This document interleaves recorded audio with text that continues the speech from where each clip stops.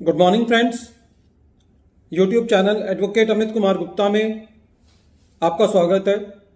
अपने income tax के cases की सीरीज में आज जो हम केस डिस्कस करेंगे वो सुप्रीम कोर्ट का जजमेंट है।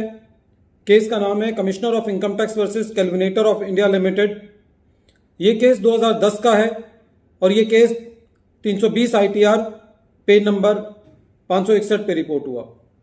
फ्रेंड्स, सुप्रीम कोर्ट के कुछ जजमेंट्स सेक्शन 147, 148 की असेसमेंट को समझने के लिए बहुत जरूरी है और ये केसेस वो हैं जो जिनके ऊपर सारा सेक्शन 147, 148 का दामोदार है, चाहे वो पुराने रिजीम में हो या नए रिजीम में हो।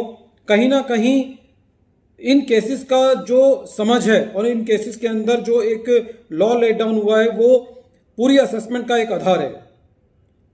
फ्रेंड्स, इस केस के अंदर कोर्ट के सामने जो मैटर था वो था कि जब 4 साल की असेसमेंट हो चुकी है, 4 साल पहले एसएससी की असेसमेंट हो चुकी है सेक्शन 143 सब सेक्शन 3 के अंदर और एसएससी का सेक्शन 148 का नोटिस आता है।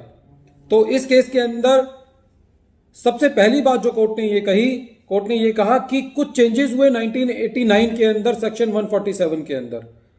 कोर्ट कहती है कि अब जो सबसे इंपॉर्टेंट कंडीशन बच जाती है सेक्शन 147, 148 की असेसमेंट के लिए वो ये है कि जो भी असेसिंग ऑफिसर ने रीजन दिए हैं केस को रीओपन करने के लिए उसको रिकॉर्ड करना बहुत जरूरी है।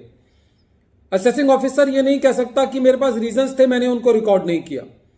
जो सेक्शन 147, 148 की जो मेन मर्यादा है वो ये है कि आपको रीजंस को रिकॉर्ड करना है। इस केस के अंदर कोर्ट ने इस बात को एम्फसाइज किया। दूसरी बात कोर्ट ने यह कही कि there must be tangible material for the formation of the believe. जो असेसिंग ऑफिसर ये बिलीव बनाता है कि एसएससी की इनकम एस्केप हुई है उसके पीछे टेंजिबल मटेरियल होना चाहिए। उदाहरण के तौर पर सपोज करो असेसिंग ऑफिसर को कोई ये र्यूमर मिलती है कि किसी एसएससी ने अपने बच्चों की शादी के अंदर 5 करोड़ रुपए खर्च किए हैं, तो खाली इस इंफॉर्मेशन के बेसिस पर असेसिंग ऑफिसर जो है वो केस को रीओपन नहीं कर सकता। सपोज करो उसके पास ऐसी इंफॉर्मेशन आती है, होटल्स के बिल आते हैं, कोई ऐसी टेंजिबल इंफॉर्मेशन आती है जिसको र्यूमर का नाम नहीं दिया जा सकता, खाली उसी इंफॉर्मेशन के बेसिस पर केस को रीओपन किया जा सकता है। The assessing officer can not reopen an assessment on मियर change of opinion. उदाहरण के तौर पर किसी एसएससी की असेसमेंट हो चुकी सेक्शन 143 सब सेक्शन 3 के अंदर, असेसिंग ऑफिसर को इंफॉर्मेशन मिली कि एसएससी ने अपने बच्चों की शादी में ज्यादा पैसा खर्च किया है और उसने ये देखा कि एसएससी ने रिटर्न खाली 10 लाख रुपए की भरी है और एसएससी ने 50 लाख रुपए खर्चा किया है मैरिज के ऊपर, तो खाली एक चेंज ऑफ ओपिनियन के लिए असेसिंग ऑफिसर केस को रीओपन नहीं कर सकता। उनको जो इंफॉर्मेशन आई है और जो असेसिंग ऑफिसर ने बिलीव बनाया है उसके अंदर एक नेक्सस होना चाहिए। सपोज करो during the assessment proceedings SSC ने अपनी ड्राइंग्स के बारे में पूरी डिटेल दी है जिसके अंदर एसएससी ने ये कहा है कि साहब मैंने बैंक से लोन लेकर के ऐसे मैरिज पे एक्सपेंसेस खर्च किया था, तो उस केसेस के अंदर आप केस रीओपन नहीं कर सकते। आपको असेसमेंट रिकॉर्ड्स देखने हैं, आपको चेंज ऑफ ओपिनियन अलाउड नहीं है। कोर्ट ने यह कहा कि यदि सेक्शन 147, 148 की जो असेसमेंट है उसके अंदर जो इनबिल्ट टेस्ट चेक है वह यही टेस्ट चेक है कि चेंज ऑफ ओपिनियन जो है वो अलाउ नहीं है। यदि चेंज ऑफ ओपिनियन होने लगा फिर तो कोई भी असेसमेंट जो कि कंक्लूड हो जाती है, जो कि कंप्लीट हो जाती है, उसकी कोई सैंटिटी नहीं रहेगी और आप खाली प्रिटेंस के ऊपर एसएससी का केस रीओपन करते रहेंगे।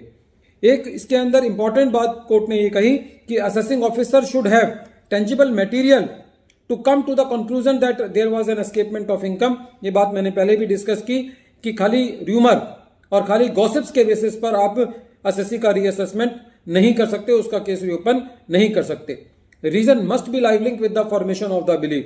यदि आपके पास खाली इंफॉर्मेशन है कि एसएससी ने एक प्रॉपर्टी खरीदी, लेकिन सपोज करो कि आपके ड्यूरिंग द असेसमेंट एसएससी ने डॉक्यूमेंट्स दिए हैं कि एसएससी ने बैंक से लोन लिया है, एसएससी ने उस लोन के ऊपर इंटरेस्ट पे किया है, उस इंटरेस्ट को जो है अपने एक्सपेंसेस में क्लेम किया है या हाउस प्रॉपर्टी इनकम के अंदर क्लेम किया है, तो आपको सारे फैक्ट्स को एग्जामिन करना है। ऐसा नहीं है कि आपके पास न्यू फ्रेश इंफॉर्मेशन आई और आपने एसएससी को नोटिस दे दिया।